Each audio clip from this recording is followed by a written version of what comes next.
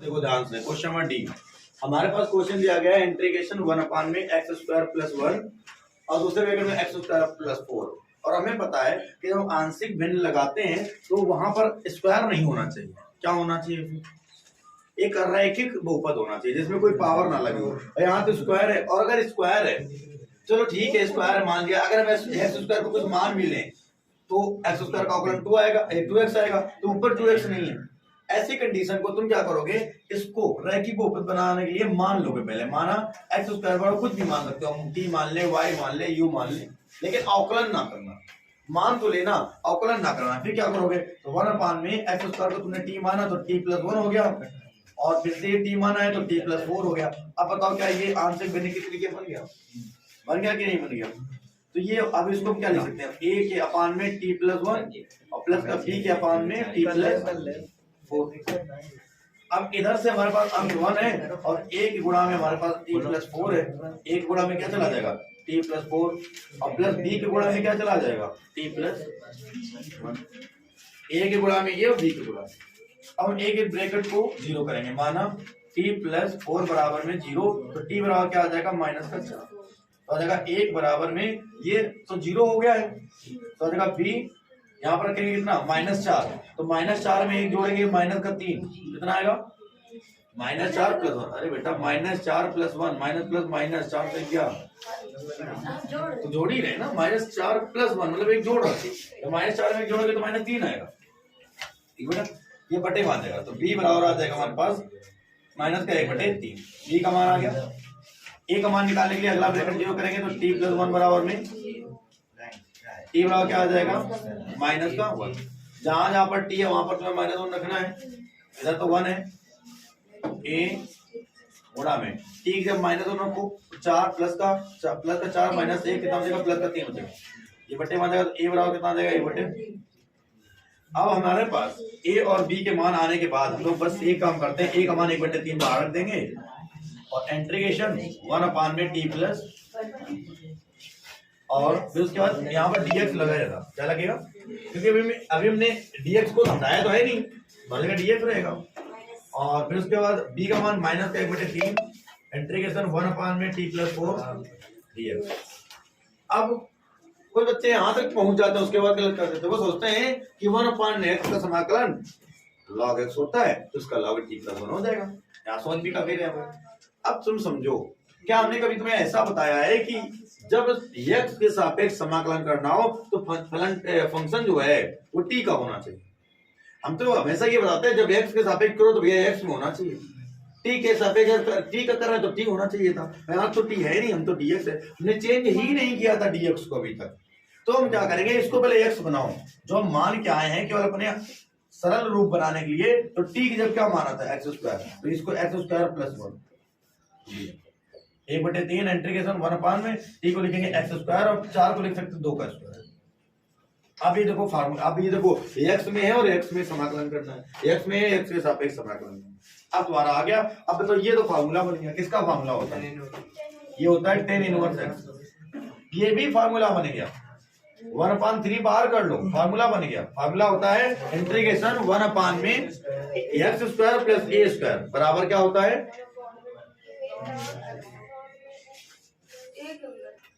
1/a tan inverse x अपान ए। क्या होता है, 1/a की जगह कितना है, tan इनवर्स x अपान ए, x अपान 2, और प्लस में सॉल्व कर लो। 1/3 tan इनवर्स x माइनस 1/3 दूना 6 tan इनवर्स x अपान में 2 प्लस में ये तुम्हारा नोट कर लो,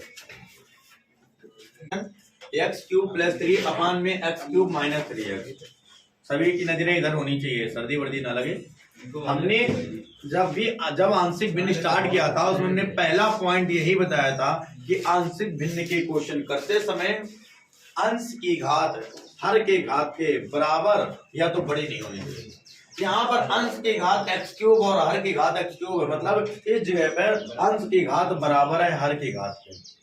हमने बोला था कि अंश की घात बड़ी नहीं होनी चाहिए, ना ही बराबर होनी चाहिए। अंश की घात हमेशा हर की घात से छोटी होनी चाहिए। ऐसे कंडीशन में जब ये बराबर आ जाए तो क्या करें, या तो अंश की घात बड़ी आ जाए तो क्या करें, ऐसे कंडीशन में हम हर से भाग करेंगे अंश में।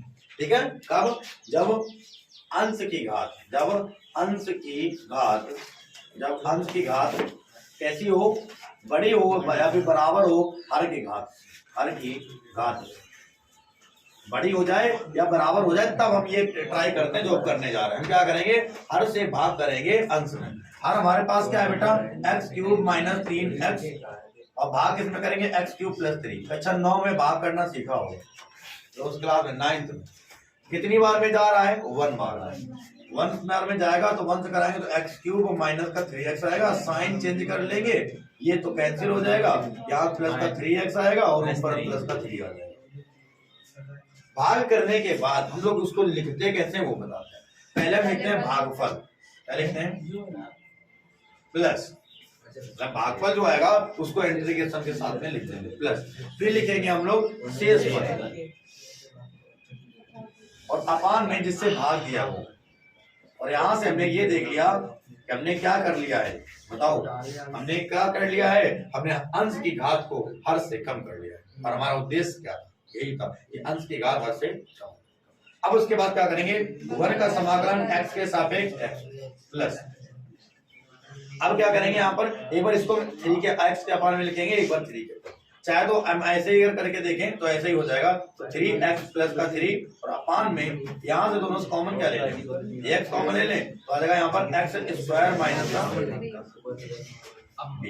अब देखो बेटा, इसको समीकरण नंबर 1 मान लो। ऐसा क्यों कर रहे हैं, हम इसको इतने को आंशिक भिन्न से हल करेंगे तो क्यों हम बार बार इसको लेकर के, हम चाहते हैं कि इतने को हम आंशिक भिन्न से हल करें। तो हम इसको हम क्या मान लें कि माना I1 बराबर या फिर I बराबर, बाद में जो आएगा आउटकम समीकरण I बराबर इंटीग्रेशन 3x + 3 अपान में x और दूसरे में x² माइनस का, और ये ठीक है बेटा। फिर हमने क्या बताया था, हमने तुम्हें ये बताया था कि अगर कभी भी नीचे हमारे पास कुछ ऐसा ब्रैकेट बनता है जिसमें स्क्वायर मतलब द्विघात रूप बनता है लेकिन बीच में माइनस रहता है, तो उसको हम ax + b वाले से नहीं, bx + c वाले से नहीं करेंगे। हम क्या करेंगे, इसको हम a + b और a - b लिख सकते हैं। कैसे लिखेंगे इसको, देखो इसको हम लिख सकते हैं I बराबर इंटीग्रेशन 3x + 3 और अपान में x, एक ब्रैकेट में लिख सकते हैं x + √3 और एक में लिख सकते हैं x - √3 लिख सकते हैं। मतलब देखो a + b, a - b, a² - b² √3 का स्क्वायर। अब इसको हम लिखेंगे, हम कैसे इसको लिखेंगे, हम देखो I बराबर में इंटीग्रेशन 3x + 3 अपान में x + √3 x - √3 और बराबर में इसको a के अपान में क्या लिखेंगे x, b के बटे में क्या लिखेंगे x + √3 प्लस c के बटे में क्या लिखेंगे x - √3। और आएगा क्या, अगर हम देखें तो यहाँ से 3x + 3 आएगा बराबर a के गुणा में क्या आ जाएगा x + √3 और x - √3 और प्लस b के बटे में गुणा में क्या आएगा x आएगा और x - √3 आएगा और प्लस c के गुणा में क्या आएगा x आएगा और x। अब क्या करेंगे, बारी बारी से ब्रैकेट को 0 करें। सबसे पहले माना हमारे पास x प्लस का √3 बराबर क्या करेंगे, x बराबर क्या आ जाएगा -√। यहाँ पर x वहाँ पर क्या रखेंगे -√। यहाँ पर -√3 रखेंगे तो क्या आएगा, -3 और प्लस का 3 बराबर में यहाँ पर ये पूरा 0 हो जाएगा, यहाँ पर ये पूरा 0 हो जाएगा, बचेगा कितना b गुणा में x जब कितना रखेंगे -√3 और गुणा में x से कितना रखेंगे -√3 और -√3 तो आ जाएगा हमारे पास -3√3 और प्लस का 3 बराबर में।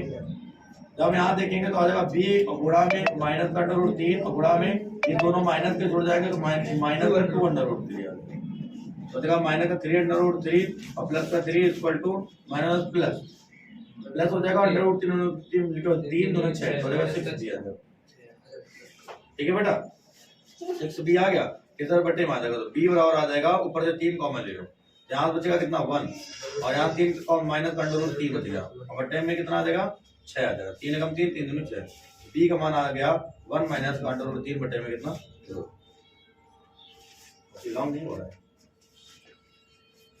b का तो मान आ गया। अब हम क्या करेंगे, दूसरा मान निकालेंगे, उसके लिए हमें क्या करना पड़ेगा, अगले ब्रैकेट मतलब x - √3 बराबर क्या रखना पड़ेगा एक्स बराबर क्या आ जाएगा अंडर रूट, एक्स बराबर प्लस का अंडर रूट 3 आ गया, यहाँ रखेंगे तो 3 अंडर रूट 3 हो जाएगा, प्लस का कितना हो जाएगा 3 हो जाएगा।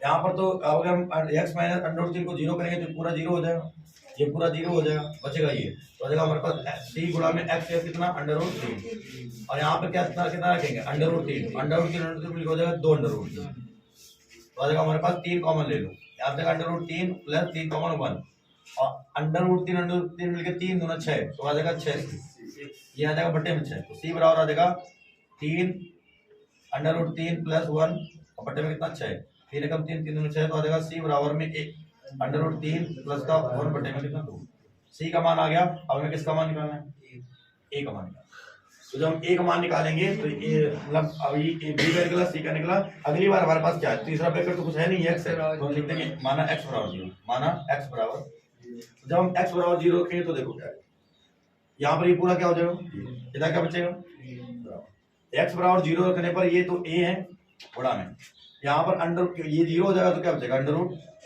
गुणा में, यहाँ ये 0 हो जाएगा तो कितना बचेगा माइनस का अंडर रूट, एक्स बराबर 0 रखने पर ये 0 हो जाएगा और एक्स बराबर 0 रखने पर ये पूरा 0 हो जाएगा, इतना बचेगा, तो अंडर रूट 3 मिलकर कितना हो जाएगा 3, अंडर रूट 3 मिलकर 3 हो जाएगा, अब 3 इधर बटे में आ जाएगा, तो ए बराबर आ जाएगा, ये 3 तो पहले था माइनस का 3 बटे में, तो आएगा हमारे पास ए बराबर में माइनस का, ए का मान आ गया, बी का मान आ गया, सी का मान आ गया, सभी के मान आने के बाद हम लोग क्या करते हैं मान रखते हैं, कहाँ मान रखोगे ए की जगह कितना रखोगे माइनस का 1, तो माइनस बाहर कर लिया, इंटीग्रेशन 1 में एक्स प्लस बी का मान कितना आया हमारे पास 1 माइनस का अंडर रूट 3 बटे में कितना 2, और हमारे पास आ जाएगा इंटीग्रेशन 1 में एक्स प्लस का अंडर रूट 3 dx प्लस सी के मान कितना रखेंगे हमारा हम अंडर रूट 3 प्लस 1 बटे में 2 इंटीग्रेशन 1 में एक्स माइनस का अंडर रूट 3 और dx।